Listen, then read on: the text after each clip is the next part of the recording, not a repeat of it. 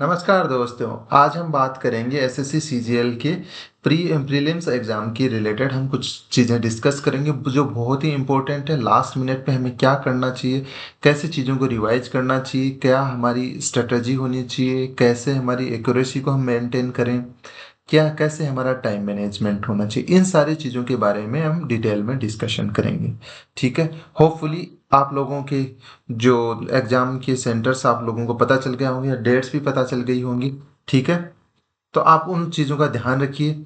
और जिन जिन भाइयों की भी एग्जाम, जिस भाई और बहनों की एग्जाम सेंटर्स दूर आए हैं, वो पहले से प्लानिंग कर लें, टिकट वगैरह कर लें, जाने का अरेंजमेंट्स कर लें सारे, कि भाई टाइमली आपको भाग दौड़ ना करनी पड़े, टाइमली आप पहुँचें एग्ज़ाम सेंटर्स पे। सबसे इम्पोर्टेंट चीज़ यही है कि आप कोशिश करें कि एग्ज़ाम सेंटर में टाइम से आप पहुँचें। ठीक है। पहली चीज़ सबसे इम्पोर्टेंट यही है कि आप टाइमली एग्ज़ाम सेंटर पे पहुँचें। ठीक है। सेकंड थिंग ये है कि आप एटलीस्ट आपके पास 2 फ़ोटोज़ हों, आपका आधार कार्ड हो आपके पास, वैलिड आइडेंटिटी प्रूफ होना चाहिए, कोई भी हो आपके पास। ठीक है। थर्ड चीज़ ये है कि आप पेन वगैरह ले जाने की आपको ज़रूरत नहीं, कोई भी आइटम अंदर ले जाने की ज़रूरत नहीं है। ठीक है। पेंसिल पेन कोई भी ले जाने की ज़रूरत नहीं है। आपके पास बेसिकली एक आधार कार्ड की कॉपी होनी चाहिए। दूसरा, आपके पास 1 या 2 फोटोज होनी चाहिए। तीसरी, आपका एडमिट कार्ड होना चाहिए। ठीक है। ये 3 चीज़ें इंपॉर्टेंट है जो आपके पास होनी चाहिए। ठीक है। आगे अब हम डिटेल में, ये चीज़ें बहुत ही इंपॉर्टेंट है, आप ध्यान रखिए। टाइमली एग्जाम सेंटर पे पहुंचिए। यदि आपका 9 बजे का एग्जाम है तो आप कोशिश करिए वहाँ पे 8:30 तक पहुँच जाएँ। और एग्ज़ाम सेंटर में बाहर बैठने की बजाय एंट्री ले लें। आप कुछ भी तीर नहीं मार पाएँगे यदि आप एग्ज़ाम सेंटर में टाइमली नहीं पहुँच पाए तो। आप बाहर बैठ के, यदि एग्ज़ाम सेंटर के बाहर आप बैठ के रिवाइज करने की कोशिश कर रहे हैं, पढ़ने की कोशिश कर रहे हैं, वो इतना इम्पोर्टेंट नहीं है जितना टाइमली आपका एंट्री लेना है। आप यदि जल्दी एंट्री लेते हैं तो आप वहाँ पे, यदि सीट कंफर्टेबल नहीं है तो सीट चेंज करवा सकते हैं। यदि आपका पीसी सही से काम नहीं कर रहा है तो आप वो चेंज करवा सकते हैं। यदि आप टाइमली पहुँचते हैं, आप लास्ट मोमेंट पे पहुँचेंगे तो ऐसी कोई फैसिलिटी आपको मिलेगी नहीं, आपको परेशानियाँ बढ़ जाएंगी, आप मेंटली थोड़ा सा डिप्रेशन में आ जाएंगे। ठीक है, स्ट्रेस में आ जाएंगे, जो कि आपकी एग्जाम पॉइंट ऑफ व्यू से बहुत ही गलत चीज़ है। ठीक है। अब हम बात करते हैं अपनी स्ट्रेटेजी क्या होनी चाहिए। ये तो थे लास्ट दिन, जो आप एग्जाम देने जाओ उस दिन की बात है। ठीक है। उससे पहले हमें कैसे चीज़ों को हैंडल करना वो देखिए। फर्स्ट थिंग ये है कि आपका एक्यूरेसी एक्यूरेसी डिपेंड करती है आपकी कितने क्वेश्चन अटेम्प्ट करते हैं, और आप हिट एंड ट्रायल मेथड कितने क्वेश्चंस में अटेम्प्ट करते हैं। हिट एंड ट्रायल मेथड का यूज क्या होता है कि यदि आप कुछ क्वेश्चन उसमें से सही हो जाते हैं, कुछ क्वेश्चन गलत हो जाते हैं, गलत का नतीजा ये निकलता है कि आपको -0.5 नंबर आपके डिडक्ट हो जाते हैं, आधा नंबर आपका कट जाता है यदि एक क्वेश्चन गलत हो गया तो। ठीक है। तो कोशिश करिए कि आपके यदि 25 में से आपको 18 क्वेश्चन आते हैं तो 18 ही अटेम्प्ट करें। अब बाकी के 7 क्वेश्चन ना अटेम्प्ट करें। आपको ऐसा लगता है कि आपके कम क्वेश्चन हुए हैं तो एक बार सारे क्वेश्चन विजिट कर लीजिए। नेक्स्ट टाइम जब आप उन क्वेश्चंस को रिव्यू करने आए तो इसमें से 7 में से, जैसे आपको पता चल गया है कि 3 क्वेश्चन में ऐसा है कि आपको 50-50 लग रहा है कि भाई ये 2 क्वेश्चन आंसर तो नहीं होंगे, इन 2 में से 2 आंसर्स में से जैसे A B C D answer है, इसमें से आपको पता चल गया कि ए आंसर नहीं हो सकता और सी आंसर नहीं हो सकता है इस किसी क्वेश्चन का, और बी और सी में से ही कोई एक आंसर होगा। तो आपको क्या करना चाहिए, यहाँ रिस्क ले लेना चाहिए आपको 3 क्वेश्चंस में।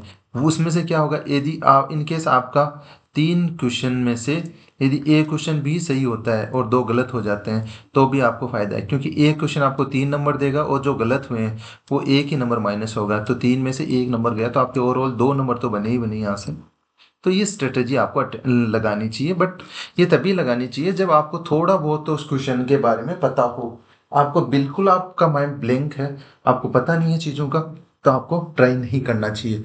उससे क्या, नेगेटिव मार्किंग ज़्यादा बढ़ जाती है, जो कि बहुत ही गलत है एग्जाम पॉइंट ऑफ व्यू से। अब बात करते हैं, फर्स्ट अपना जो चीज़ थी वो थी एक्यूरेसी। सेकेंड थिंग है टाइम मैनेजमेंट।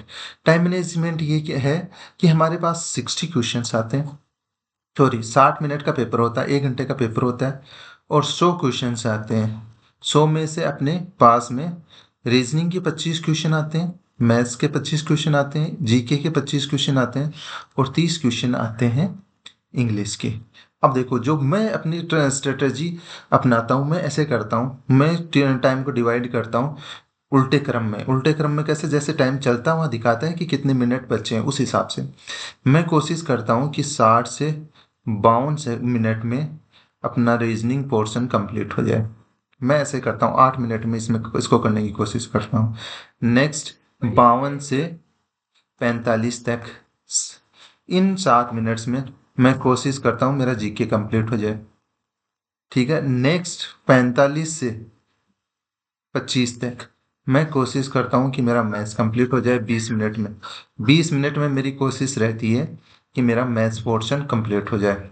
ठीक है, ये स्ट्रेटेजी आप नोट डाउन कर सकते हैं, आपको अच्छा लगे तो आप फॉलो अप कर सकते हैं। नेक्स्ट 25 से और 15 मिनट तक, मतलब इस ये कितना टाइम हो गया? 10 मिनट में मैं कोशिश करता हूँ मेरी इंग्लिश कंप्लीट हो जाए। ये बहुत ही मोर देन सफिशिएंट टाइम बता रहा हूँ। 20 मिनट में 25 क्वेश्चन करे जा सकते हैं मैथ्स के। 10 मिनट में 25 क्वेश्चन इंग्लिश के इजीली करे जा सकते हैं। इस पोर्शन में मैं इंग्लिश को खत्म करने की कोशिश करता हूँ। अब मेरे पास टाइम बच गया अपन ने अभी तक के टाइम को कैसे डिवाइड करा है? 60 से 52 इस पोर्शन में हमने रीजनिंग को करा है। 52 से 45 में हमने करा है, 45 मिनट जो बची हैं उस टाइम पीरियड में हमने किसको करा है? जीके को कंप्लीट करा है। ठीक है। और हमारे पास 45 से 25 में ये जो 20 मिनट हमने यूटिलाइज करे हैं, ये मैथ्स को दिए हैं। मैथ्स हमारा कंप्लीट करने की कोशिश करी, और 25 से लेके 15 इस 10 मिनट के टाइम फ्रेम में हम इंग्लिश को कंप्लीट कर लेते हैं। ठीक है, जो मैं जैसे स्ट्रेटेजी फॉलो करता हूँ उस हिसाब से। अब हमारे पास 15 मिनट का टाइम शेष बच गया। इस 15 मिनट में हम क्या करेंगे? स्टार्टिंग करेंगे मैथ्स से। मैथ्स में जो भी क्वेश्चन छूटे हुए वो करने की कोशिश करेंगे। फिर हम कोशिश करेंगे रीजनिंग के जो बचे हुए क्वेश्चन है वो करने की कोशिश करेंगे। उसके बाद में यदि हमारे पास टाइम बच जाता है इनके बाद में, तो हम जो हमारे बचे हुए क्वेश्चंस हैं जीके और इंग्लिश के तो ट्राई करिए 10 मिनट के अंदर अंदर सारे क्वेश्चन हो जाएं। जो नहीं, ऐसा होता कम चांस में है कि इंग्लिश का कोई भी क्वेश्चन हम छोड़ने की कोशिश नहीं करते। वोकेब पोर्शन में हम कोशिश कर सकते हैं, जो आ ही नहीं रहा बिल्कुल ब्लैंक है उसको छोड़ते हैं। बाकी क्वेश्चन तो अपन करते हैं, 25 अटेम्प्ट करते हैं हर बंदा।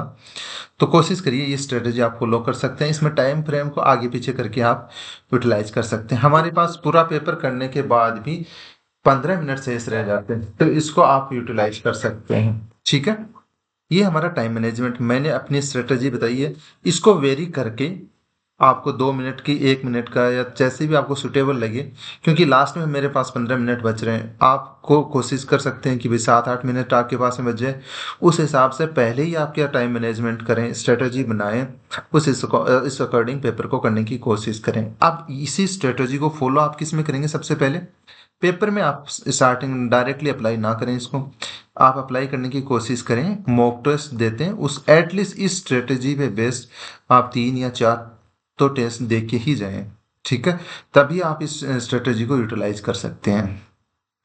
ठीक है, अब हम बात करते हैं स्कीप और ट्रिक में। रिटर्न मैंने बता दिया है कि भाई एक बार आपको जाना है, फिर लास्ट में आपके पास 15 मिनट या जो भी आपके पास टाइम बचता है उसमें आपको सारे को रिवाइज करना है।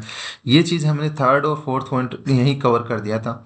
मॉक टेस्ट का रूटीन, अब जितने भी दिन का टाइम बचा है, जिस बच्चे की एग्जाम 12 को है, 13 को है, उनके पास में अभी करीबन 4 या 5 दिन बचे हुए हैं। तो कोशिश करें कि हर दिन एक मॉक टेस्ट लगाएं।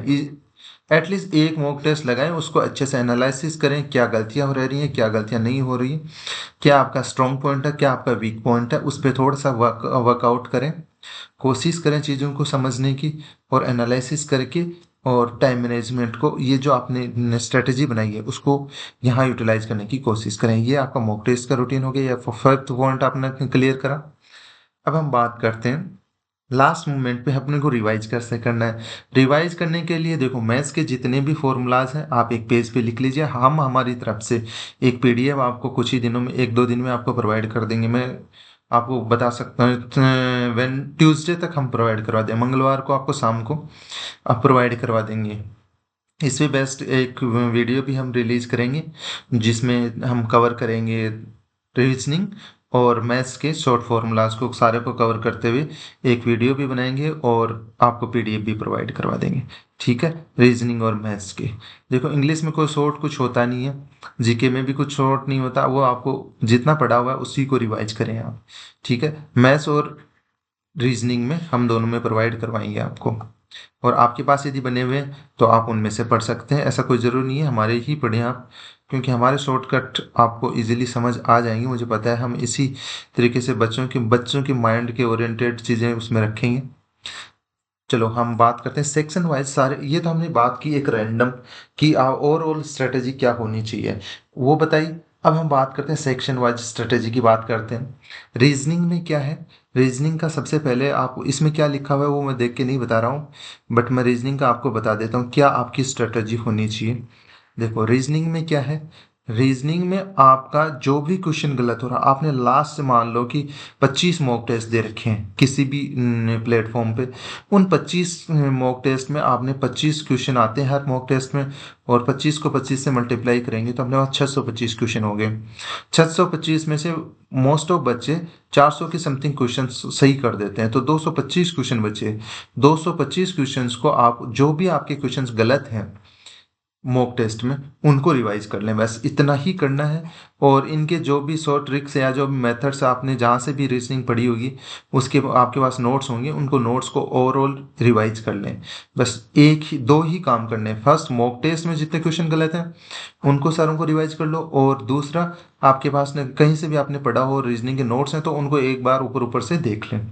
ठीक है, रीजनिंग का इतना ही करना है, इससे ज़्यादा कुछ नहीं करना है। और कोशिश करनी है रीजनिंग एडिक्टिव वाला जो पेपर लेता है वो इजी देता है, जबकि टीसीएस वाला क्या करता है 25 में से 3 या 4 क्वेश्चन टिपिकल डालता था। और एडिक्टिव वाला जहाँ जहाँ तक मुझे पता है 17 तक जिसने जितने पेपर हुए हैं उनके अकॉर्डिंग ये इजी पेपर ही डालता है। ये 23 क्वेश्चन इजीली करे जा सकते हैं इसके। 2 क्वेश्चन हो सकता है आपसे ना हो, तो ये कोशिश करिएगा सेकंड अटेम्प्ट में, आपको जब पेपर को अटेम्प्ट करें सेकंड टाइम आए क्वेश्चंस पे उस टाइम आप उनको अटेम्प्ट करें। ठीक है, स्टार्टिंग में कोशिश करें कि 22-23 क्वेश्चन आप अटेम्प्ट कर पाएँ इजीली। ये हुआ रीजनिंग का। कैसे पढ़ना है वो मैंने बता दिया है कि आपको जितने क्वेश्चंस आपके गलत हुए हैं मॉक टेस्ट में वो आप रिवाइज करें। मॉक टेस्ट जिस बच्चे ने नहीं दे रखे उसको तो एग्जाम में नुकसान बहुत ज़्यादा होने वाला है। वो कोशिश करे, जिसने मॉक टेस्ट नहीं दिए हुए तो घबराए नहीं, अभी हर दिन एक मॉक टेस्ट दे और उसके साथ साथ में जो उसके पर्सनल नोट्स बनाए हुए हैं कहीं से भी पढ़ के उनको रिवाइज करे। ठीक है, अब हम बात करते हैं क्वांटिटिव एप्टीट्यूड की। क्वांटिटिव एप्टीट्यूड में सबसे बड़ी बात यह है कि आप अभी जो क्वेश्चंस आपने कर रखे हैं जहाँ से भी नोट्स बना रखे हैं उनको रिवाइज करें, उसके साथ में फॉर्मूलाज को अच्छे से मेमोराइज करने की कोशिश करें। फर्स्ट थिंग, जो आपने नोट्स बना रखे हैं उनको अच्छे से पढ़ने की कोशिश करें। सेकेंड थिंग, जो भी फॉर्मूलाज हैं उनको बार बार रिवाइज करें। ठीक है, थर्ड थिंग, मॉक टेस्ट तो लगाना ही लगाना है, एक मॉक टेस्ट हमेशा लगाना है। कोशिश करें सेक्शनल टेस्ट भी आप इसके दें, सेक्शनल टेस्ट किसी भी प्लेटफॉर्म से अटेम्प्ट करने की कोशिश करें। ठीक है, ये अपना मैथ्स का हो गया। मैथ्स और रीजनिंग का जैसे हमने वादा किया उस अकॉर्डिंग हम आपको सारे फॉर्मूलाज एक ही सीट में प्रोवाइड करवा देंगे विद एक्सप्लेनेशन। ठीक है, अब हम चलते हैं जीके पे। हमारा जो थर्ड सेक्शन रहने वाला है जिसके 25 क्वेश्चन आने वाले हैं। जीके का ऐसे कर सकते हैं आप चाहें तो हमारे पास करंट अफेयर्स के काफ़ी अच्छे नोट्स बने हुए हैं तो वो हम प्रोवाइड कराने की कोशिश करेंगे। लास्ट 1 ईयर के हमारे पास नोट्स पड़े हैं तो वो हम सारे के सारे आपको प्रोवाइड कराने की कोशिश करेंगे। ठीक है, इसके अलावा आप जितने भी नोट्स आपके पास बने हुए हैं शॉर्ट नोट बने हुए हैं उनको रिवाइज करें। उनके अलावा एक्स्ट्रा टॉपिक पढ़ने की कोशिश ना करें, जितने आपने पढ़ रखे हैं उतने ही टॉपिक्स को आप रिवाइज करें। मैक्सिमम यूटिलाइजेशन होना चाहिए उन चीज़ों का जो आपने पढ़ रखी हैं। ठीक है, उसके अलावा आप जो भी करंट अफेयर में जो करंट अफेयर है उनको भी पढ़ने की कोशिश करें, और उनसे रिलेवेंट जो क्वेश्चंस बन रहे हैं उन टॉपिक्स को देखने की कोशिश करें, बट नए टॉपिक्स ना पढ़ें। मेरी तो सलाह यही है, जितने आपने पढ़ रखे हैं उनको ही रिवाइज करें, मैक्सिमम यूटिलाइजेशन उन्हीं का करें। तो अब हमारे पास फोर्थ और लास्ट अपने पास सेक्शन है जिसके 25 क्वेश्चन आने हैं और बहुत ही इजी सेक्शन माना जाता है मेरे हिसाब से, मेरे नज़रिए से, इंग्लिश का है। जिसमें इंग्लिश में आपको क्या करना है, वोकेबलरी आपको पढ़ रखी होगी, लास्ट जो 4-5 साल की भी यदि आप पढ़ लेते हैं एंटोनम, सिनोनम और ईडियम वगैरह, वन वर्ड वगैरह, तो उनमें से क्वेश्चन बहुत ज़्यादा रिवाइज होते हैं। तो आप कोशिश करें कि प्रीवियस ईयर्स के जो भी क्वेश्चंस आ रखे हैं लास्ट 5 या 6 साल में, उनको एटलीस्ट रिवाइज करें। ठीक है, उनको तो एटलीस्ट पढ़ के जाएं। और कहाँ से पढ़ने हैं, देखो मल्टीपल सोर्सेज हैं इनके। आप, मैंने भी अपने टेलीग्राम चैनल पे ये अवेलेबल है। और आप कहोगे तो मैं इनके जो ये वोके वाले पोर्शन है, इनके 2020 से लेके 2025 तक जितने भी आए हुए हैं वो सारे मैं आपको प्रोवाइड करवा दूंगा पीडीएफ फॉर्मेट में, तो आप रिवाइज कर लीजिए।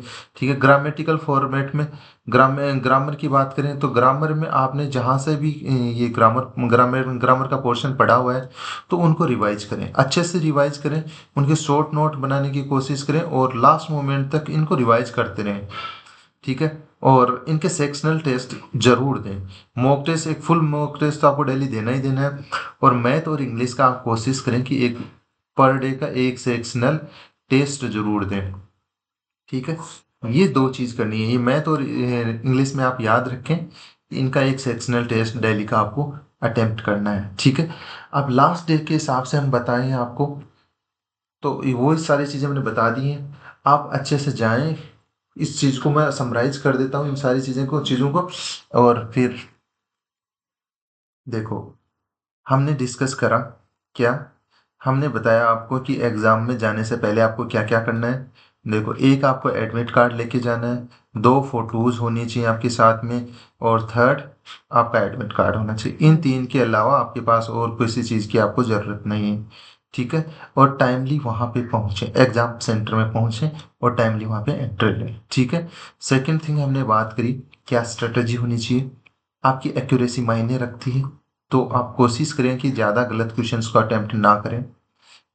थर्ड हमने बात करा टाइम मैनेजमेंट की, तो टाइम बहुत इंपॉर्टेंट है। टाइम को आप डिवाइड करें सेक्शंस में, एक सेगमेंट बनाएं कि इस टाइम पोर्शन में जैसे 60 मिनट टू 52 मिनट्स में मुझे ये सेक्शन अटेम्प्ट करना है, 52 से आगे मुझे ये सेक्शन अटेम्प्ट करना है। ये आप स्ट्रेटेजी पहले से बना के जाएं, और उस चीज़ को इम्प्लीमेंट करने के लिए आप मॉक टेस्ट का यूज करें। मॉक टेस्ट उसी स्ट्रेटेजी के साथ में दें, एटलीस्ट आप 4 या 5 मॉक टेस्ट उसी स्ट्रेटेजी से अटेम्प्ट करने की कोशिश करें। घबराएं नहीं, यदि उस टाइम फ्रेम में आपके क्वेश्चंस अटेम्प्ट नहीं होते हैं तो लास्ट में भी आपके पास ऐसा स्कोप रखें कि आपके पास 10 या 15 मिनट बच जाएं, तो उस टाइम फ्रेम में उन क्वेश्चंस को, बचे हुए क्वेश्चंस को आप अटेम्प्ट कर पाएं। ठीक है, टाइम टाइम का मैनेजमेंट हो गया।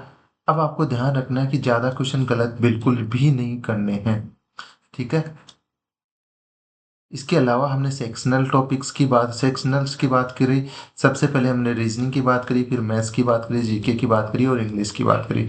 इनमें मोटा मोटा चीज़ यही है कि गलत क्वेश्चन आपको अटेम्प्ट नहीं करने, और जब तक कि आप श्योरिटी नहीं हो क्वेश्चन में कि भाई ये क्वेश्चन परफेक्टली सही नहीं है, तो आप अटेम्प्ट ना करें। और कुछ क्वेश्चन में डाउट है, जैसे 2 या 4 ऑप्शंस में 2 क्वेश्चन यदि ऑप्शन एलिमिनेट हो रहे हैं, आपको पता लग रहा है कि ये 2 तो हो ही नहीं सकते, तब आप उस चीज़ में आप ट्राई कर सकते हैं, आप रिस्क ले सकते हैं। ठीक है, ये थी हमारी स्ट्रेटजी आपकी एग्ज़ाम के लिए, SSC, specially SSC CGL exam के लिए, प्रीलिम्स के लिए। आप सभी लोगों को ऑल द बेस्ट, और कोशिश करें कि कामली एग्जाम को अटेम्प्ट करें, घबराएं नहीं। वहाँ यदि पीसी आपका बंद हो जाता है तो जो भी वहाँ पे अवेलेबल पर्सन है उसको बुलाएं और उसको बताएं कि भाई मेरा पीसी बंद हो गया। घबराने की कोई ज़रूरत नहीं है, जहाँ आपका टाइम बंद होता है वहीं से तो बाद में स्टार्ट होगा।